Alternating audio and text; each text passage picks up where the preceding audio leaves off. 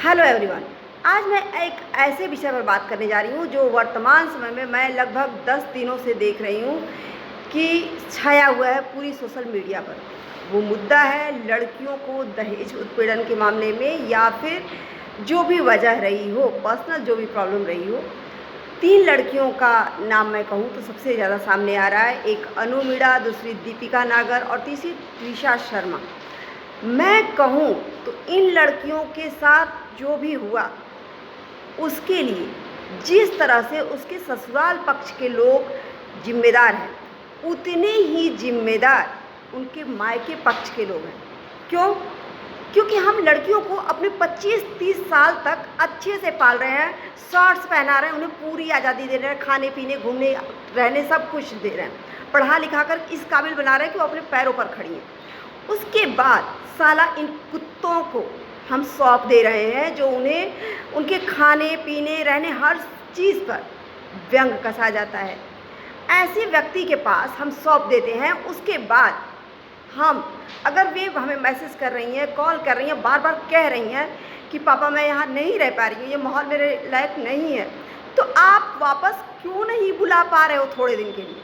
क्या वो इतनी बोझ हो जाएंगी? 10 दिनों के लिए बुला लोगे तो तुम उनके लिए पूरा जीवन अब रोओगे। उनके सब कुछ इतना बर्बाद करके, पैसे बर्बाद करके, जीवन मतलब तुम लोगों ने अपना सब कुछ दिया, उसके बाद भी अगर उन्हें वो स्थान नहीं मिल पा रहा है तो क्या हम दोषी नहीं हैं? क्या प्लेन का कि कर करके हम लोग इमरजेंसी में, अगर कोई इमरजेंसी हो जाती है तो इमरजेंसी में एडमिट करने जाते हैं ना, उसी तरह की इमरजेंसी क्यों नहीं अपनाते हो यहाँ पर?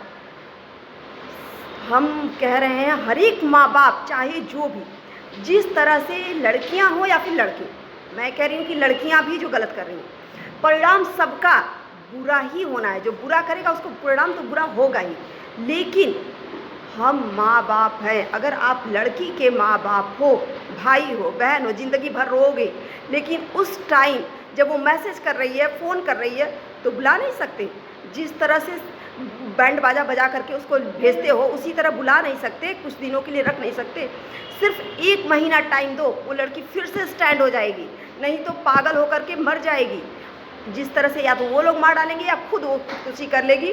इस तरह से टॉर्चर जब किया जाएगा तो किसी को भी, जब आपको हर चीज़ पे पाबंदी किया जाए, खाने पर टोक लगाया जाए, रहने पर, आपके कपड़े पर, हर चीज़ पर व्यंग कसा जाए, तो वो व्यक्ति उस माहौल में कैसे जी सकता है?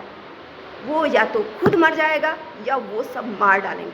तो इसलिए हर एक माँ बाप को, अगर आपने इतने सालों तक पाला है तो थोड़ा सा टाइम, 1 महीने का टाइम